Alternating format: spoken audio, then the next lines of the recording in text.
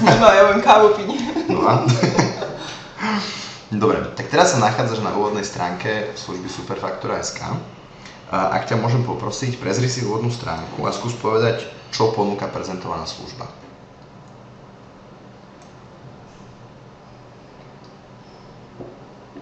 A kľudne, ak chceš, môžeš klikať, môžeš sa s tým hrať.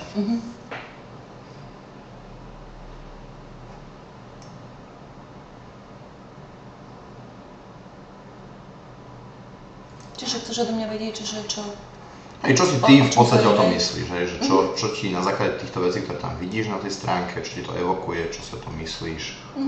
Tak je to v podstate stránka, ktorá slúži na fakturáciu pre živnostníkov. Dobre. Ešte? Nie, stačí. Skús zistiť, aká je cenová ponuka tej služby a skús tú službu nejakým spôsobom objednať, prípadne vyskúšať, nejak sa dostať ďalej o krok.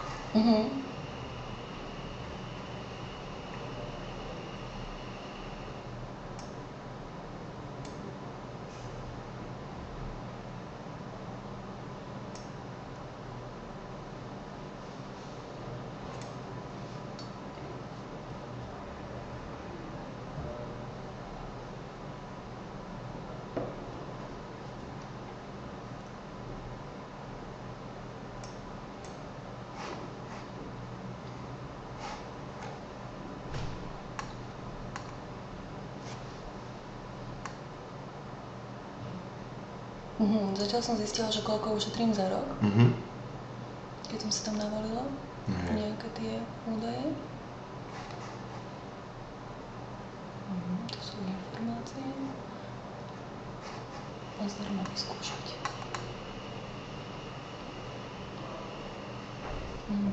Čiže vzor faktúry si viem pozrieť.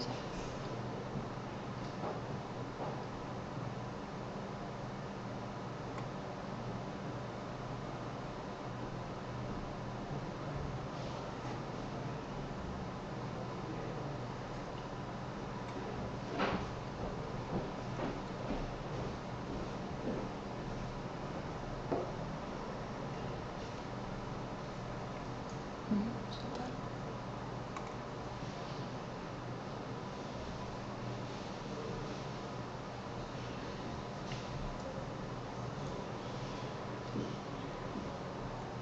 To sú nejaké informácie. Áno. Čiže musím ísť zdarma vyskúšať.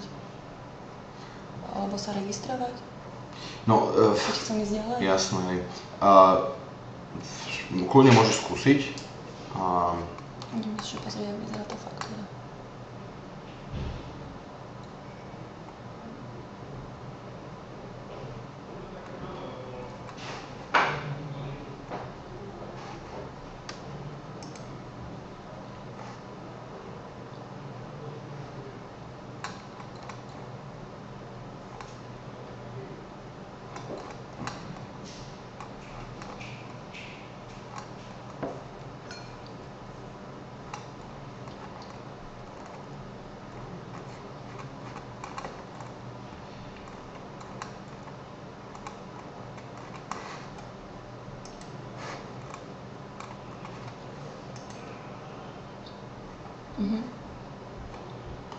Vieš na základe tohto povedať, že koľko tá služba stojí? Nie.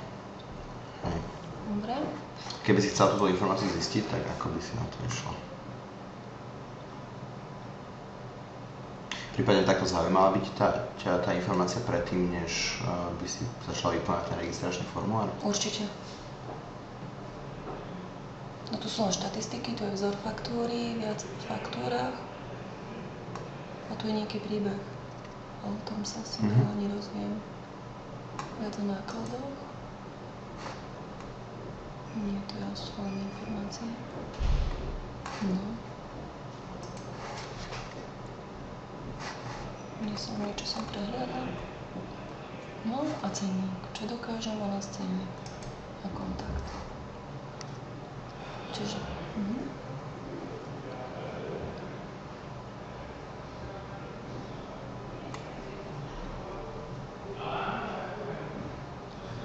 Sú ti na základe týchto ponúkaných balíkov jasné tie rozdiely medzi tými balíkmi a ktorý balík by si vybrala?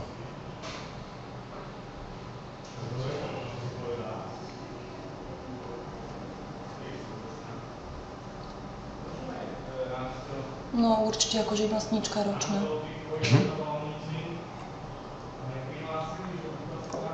Dobre. Čiže... Tak skúsme teraz tú službu vyskúšať.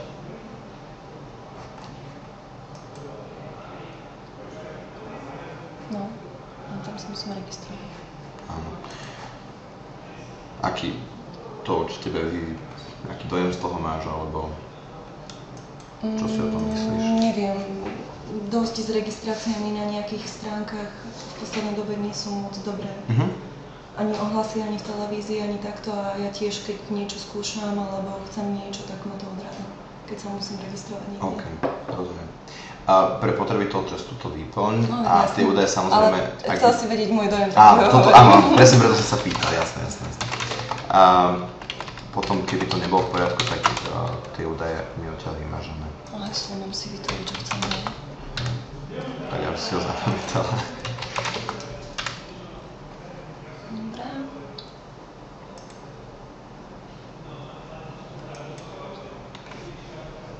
Obchodné podmienky si čítať nebudem. Dobre. Nachádzaš sa vlastne teraz už ako keby prihlásená v tej službe. Skús sa zoznámiť s tou stránkou a vykonaj prvý krok, ktorý ti napadne, prvý logický, kam by si išla. Asi faktúry nákladu. Kľudne, klikni.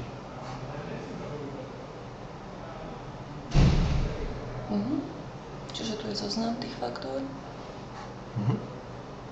Dobre, tak skúsme vytvoriť napríklad prvú faktúru.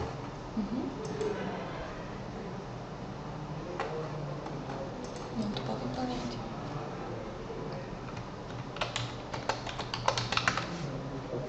Môžem si vymýšľať. Kľudne si vymýšľať, nie je to absolútne problém, celkom sa mi páči, to je myšlené ABCD.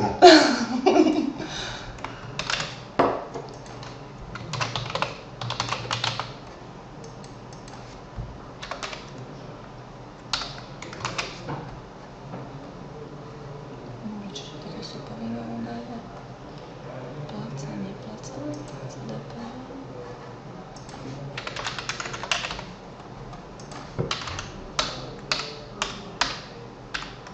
Si vymýšľaš, alebo to sú reálne? Toto je reálne, ale toto už neviem.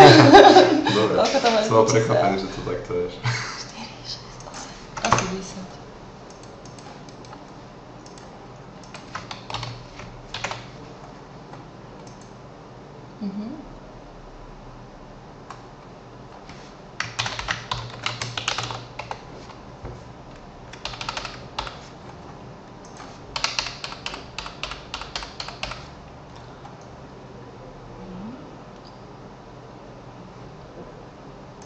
Čiže elektronický podpis ale dať. Áno, Super. tak nemusíme ho teraz vlastne. Tým, že Dobre, nemáme. a môžem to potvrdiť, áno? Áno, samozrejme. Dobre.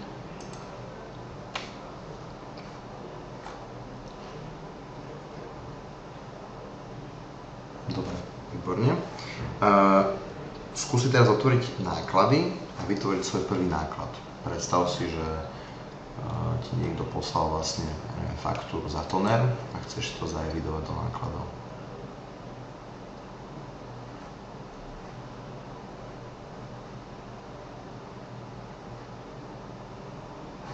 No, takže nový náklad. No. Alebo čokoľvek iné by ti napadlo. Tam budem vypisovať, nie? Áno.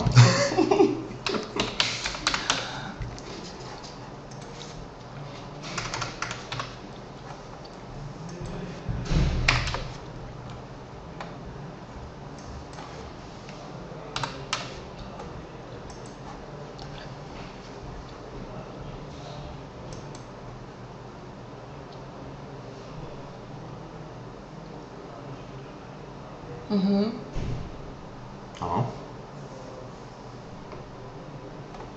No, ma napadlo, že sú programy, kde dávaš, že dni, kedy je splatná, vieš, že tam naťukáš, že 14 dní, ono ti to automaticky vypočíta dátum. Jasné, jasné. Teraz idem počítať, to je jedno. Väčšinou býva 14 dní. Áno.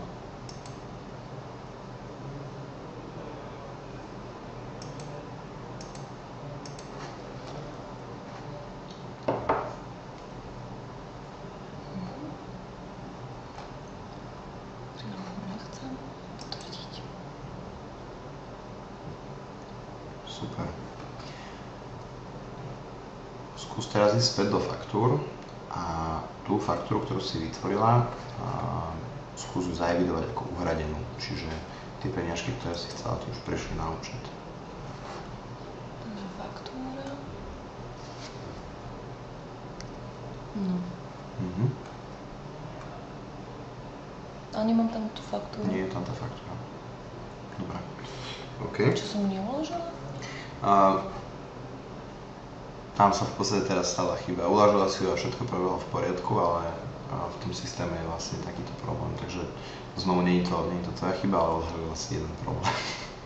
Ale som urobila ja problém? Nie. V podstate nie. Skúsme si teraz do nákladov.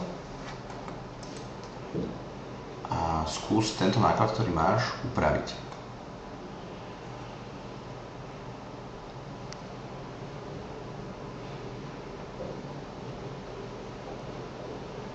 Čiže sem. Super.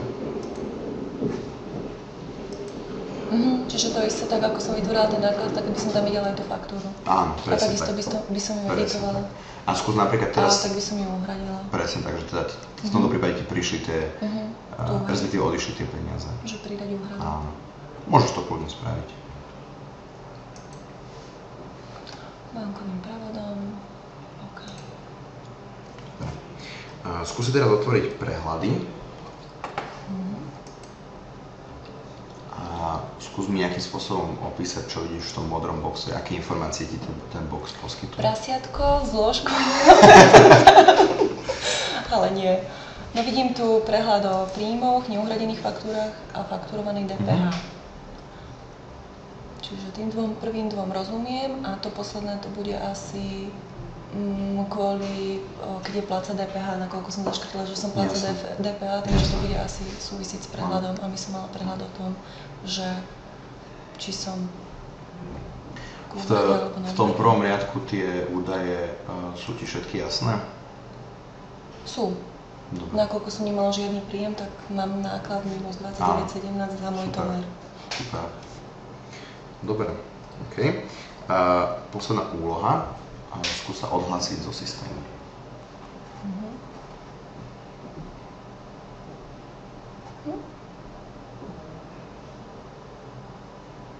Keby mi tam ukázalo, čo to je, tak toto stlačím, ale neukazuje mi to, že odhlásiť.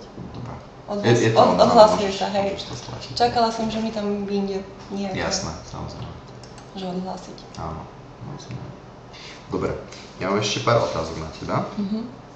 A môžem sa vlastne vrátiť do toho, tak rýchlo prehodím späť na ten prvý screen, čo sme videli. Dobre. Aké sú tvoje celkové dojmy zo služby Superfaktura.sk? Čo sa ti na nej páčilo, čo sa ti na nej nepáčilo? Dosť mi, toto som nemohla nájsť ten cenník, čiže mi to príde také, že to je dosť neviditeľné alebo malé, neviem. Proste ma to hneď nezarazilo, že si mám pozrieť to. Rozumiem. Že o čo tam ide, Áno. automaticky som to hľadala niekde tu na ploche. Áno. A v rámci tých... Prepáč. A v rámci tých procesov, ktoré sme potom robili vo vytváraní tých faktúr, nákladov a tak ďalej, zdalo sa ti niečo byť nejak nadmerne náročné alebo nelogicky správené? Možno tie náklady, to som nejako tomu moc nepochopila, lebo je to stránka, ktorá slúži na vytváranie faktúr, nie? Tie, čo ja vystavujem niekomu, odberateľských faktúr. Jasne. A tie náklady som trošku nepochopila, že na čo to slúži. Jasné. Že v podstate je to porovnanie príjmov a nákladov. Čiže to nie je len na vytváranie faktúr, ale by som povedala, že to je skôr stránka, ktorá slúži na evidenciu. Jasné. Neviem, či momentálne používaš nejaké riešenie na vystavanie týchto faktúr. Keby si ho mal porovnať s týmto, tak aké by si tomu dala hodnotenie, prípadne zvážila by si túto službu? Určite áno, ale mi to príde také aj zložitejšie. A čo používaš teraz? Pohodu. Dobre.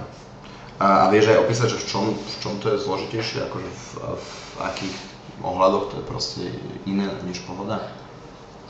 Tak ja Pohodu využívam v podstate na všetko, nielen na vystavovanie faktúr, takže tam mám všetko, ale keby som si čisto chcela ako živnostnička len nejakú web web stránku, kde by som vytvárala faktúry, tak určite by som uvažovala nad nejakým takýmto buď systémom alebo webom, ale neviem, tie náklady mi tam dosť vadia. Jasné. Jasné. Nie, že vadia, ale nepochopila som tomu. Áno. Keby si mala niekomu inému povedať o tejto službe, tak ako by si ho opísala, čo by si o nej povedala? Keby si teda chcela tú službu nejakým spôsobom predstaviť. No, že som sa dopočula, alebo že som si otestovala nejakú web stránku, kde môže celkom super vytvárať faktúry a dobre vyzerajú. Jasné. A môže si tam, má tam aj prehľad nákladov. Niečo, na čo si došla, je jasné. Ale určite dobre vyzerajú naše faktúry, čo som pozerala v tom vzore. Keď som si urobila náhľad faktúry. Jasné. Dobre, a ak nemáš nejaké iné poznámky, tak v podstate toto je koniec toho testu. Ale nemáš... Ešte ma dosť zarazilo, že tá splatnosť tej faktúry, keď som si pozerala vzor, že je na samom spodku. Akože cena k úhrade, to chápem, lebo to sa väčšinou dáva ešte na spodok, ale tá splatnosť ma dosť zarazila. Jasné. Čiže by si čakala niekde inde, hej?